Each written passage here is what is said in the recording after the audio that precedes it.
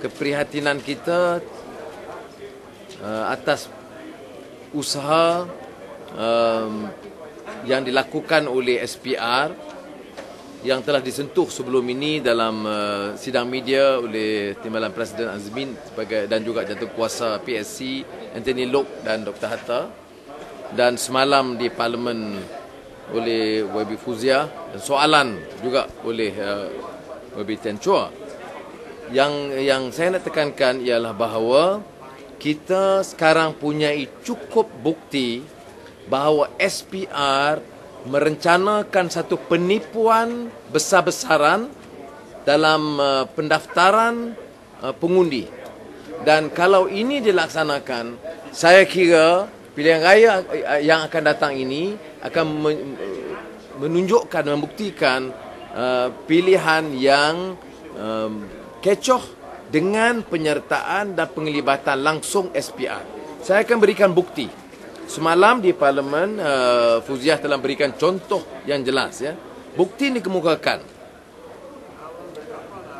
SPR buat kenyataan 31 Januari 2012. Iaitu 42,025 pemilih yang diragui dan disahkan sebagai pengundi yang ragu, dan nama itu dia setuju untuk keluarkan, tetapi SPR kekalkan nama tersebut. Okey. Di mana janji tak ditunai. Nah, satu perkara yang lebih serius ialah pengundi berganda, multiple voters, di mana terdapat satu alamat 100 pengundi. Baik. Ada 354 alamat, 79,098 pengundi. Dan di antara yang disebut di situ termasuk Parlimen Johor Bahru, lokasi Desa Melayu Majidi, 127 pengundi di satu alamat. Keluang, Desa Mahkota, Jalan Orchid, 103. Parlimen Seremban, Jalan Manika Fasagam, 190 undi sebuah rumah. Dun Batu Caves, 202 orang tanpa alamat. Kota Raja, Dun Seri Muda, 609 pengundi, alamatnya Batu 7, Seri Muda. Kalau di Rumah Panjang, Sabah, kita faham ada 50, 60. Itu saya tak petikai. Tapi kalau Seri Muda, dia tak mana Sabah. Ya? Matampau 100, tapi Matampau tak apalah, dia buat 2-3. Saya tak mau jadi isu itu. Baik, ini 100 alamat. 100 nama, satu alamat. Bagaimana 90? Bagaimana 50? Bagaimana 10 atau 5? Tak perlu 100, tak perlu 50. Kalau 5 tambahan satu alamat yang bukan pengundi, saya jangka ada 500,000 ya? Yang saya sebut 79,000 ini 100 pengundi, alamat pemilih untuk dalam satu alamat. Okay. Yang kedua, pengumuman SPR ya, bahawa ada undi pos tambahan 240,000 di kalangan pegawai dan petugas SPR. Seluruh strategi dalam PSC ya, dan dalam bantahan kita ialah undi pos, dan PSC setuju untuk mengadakan undi awal. Sekarang ni dia berdegil 240,000 ini mesti undi pos. Saya tak faham apa alasan dia ya? Dan ini di antara yang kita telah ketengahkan. Bagaimana kita Datuk Seri Najib bicara soal perubahan, reform pilihan raya kalau ini dilakukan. Saya di Delhi baru-baru ini, dan saya di Delhi acara saya sebelum Kareena Kapoor. Dan tetapi malangnya lepas ucapan acara saya ada temu ramah dengan televisyen, tak sempat jumpa Kareena Kapoor. Kalau jempat, maka pemuda UMNO boleh jadi isu barulah. Tapi tak sempat. Banyak sebenarnya, tapi yang diedarkan ialah Zarina. Dan apa yang dibuat ialah number semua serupa, tapi dia ambil astrik juga. Yang di bawah tu ada senar hitam supaya komputer tak boleh reject. Now, yang parahnya di Pekan, satu Malaysia di Pekan 18,000 pengundi tambahan. Naik tak? Dalam pilihan raya yang 2008 dah berbelah ribu dah. Jadi Pekan ni nampaknya adalah satu kawasan parlimen yang paling maju di Malaysia. Ya. Dan kuantum dia seperti di jawapan parlimen semalam 18,568. Kuantum payah besar 5,000. Sebelah semua sikit. Sebelahnya semua tak maju. Pekan aja. 18,000. 2008 naik 18,000. 2012 pun naik lagi 18,000.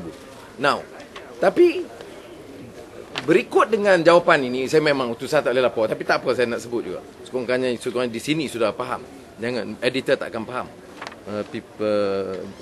Pemberita boleh faham dan akan sokong. Apa dia? Nama sama. Ini pada Pekan ya. Zarina contohnya, perempuan dan kad pengenalan. Oleh kerana komputer akan reject kalau tidak ada perubahan, maka IC yang kedua, Zarina, tempat yang kedua, dia tambah dengan satu asterisk, dash. Ni macam mana ni pilihan raya? Now, saya di Delhi, terlupa, saya bercakap kenalkan pun tertinggal. Yang saya nak sebut ialah, saya jumpa pengurusi Suruhanjaya Pilihan Raya, Navin, yang lalu.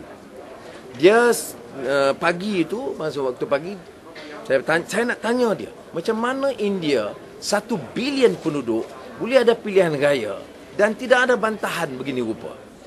Dia terangkan. Dan saya tanya, bagaimana nak tahu pengundi hantu, pengundi pos, pengundi yang dua. Dia sebut, dia lantik di tiap, dia kata booth officer untuk tiap kawasan mengundi, bahkan satu kampung. Dia maksimum jaga 1,500 atau paling banyak 2,000 pengundi. Dan dalam tempoh 3 bulan itu, pegawai kerajaan ini bertanggungjawab langsung kepada SPR. Kalau dibuktikan ada sedikit je penipuan, terus dipecat. Bukan dipecat daripada SPR, dia pecat sebagai pegawai kerajaan. Kerana kata dia ini soal penipuan pilihan raya. Jadi oleh yang demikian, senarai itu disemak. Dia tak payah pergi daftar, tak payah minta awal politik, parti politik cek. Dia sendiri semak. Pegawai SPR semak. Ini di Malaysia, pegawai SPR diminta tipu, nak suruh kita semak. Semak kena bayar pula. Jadi proses itu, saya ingat keengganan SPR buat perubahan ini ialah kerana arahan untuk terus dengan cara kaedah menipu. Datuk Wan Ahmad bagi penjelasan yang paling tidak menusabah. Dia kata bagaimana kita nak ubah, ini sistem yang dah biasa. Padahal India dengan 1 bilion penduduk boleh laksanakan pilihan raya yang diterima semua parti.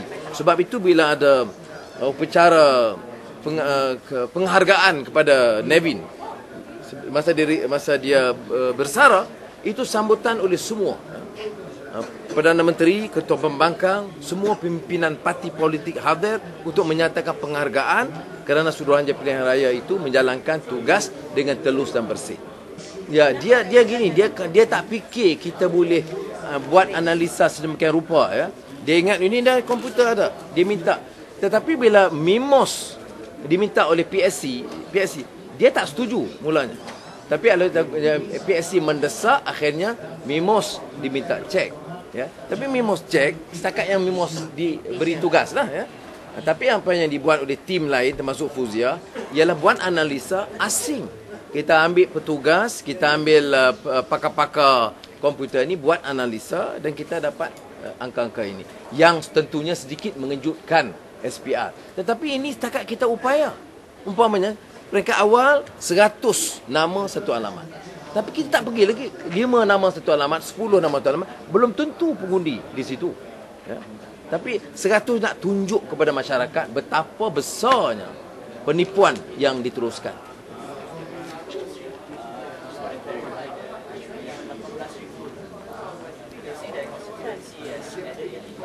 Yes, in Pekan. Yes, in Pekan. 18,500 since the last elections. 18,568 in Pekan. Dan together with that is the kita bagi bukti di Pekan satu pengundi dua alamat. Dengan cara penipuannya ialah meletakkan dash. Well, the onus and the burden is for the SPR to come out. You see? Now they always challenge us. Even we can give 2, 3, 4 examples is enough to show the pattern of and complicity in this deceit to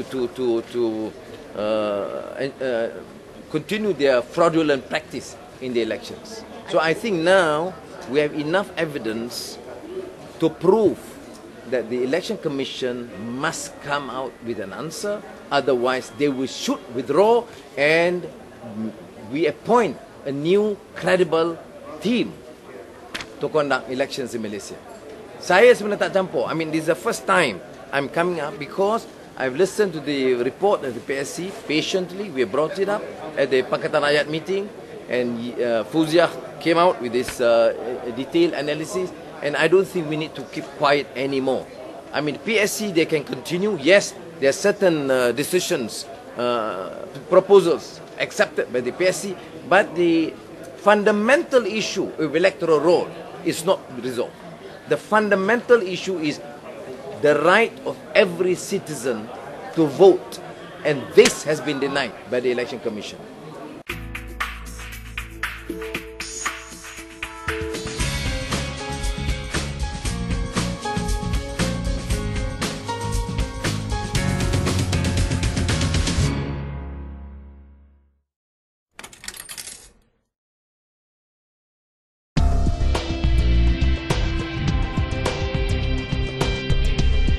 Pihak Mediapass melancarkan e-paper, merupakan satu program baru dalam Mediapass asaskan kepada teknologi maklumat yang terkini yang wajib kita manfaatkan.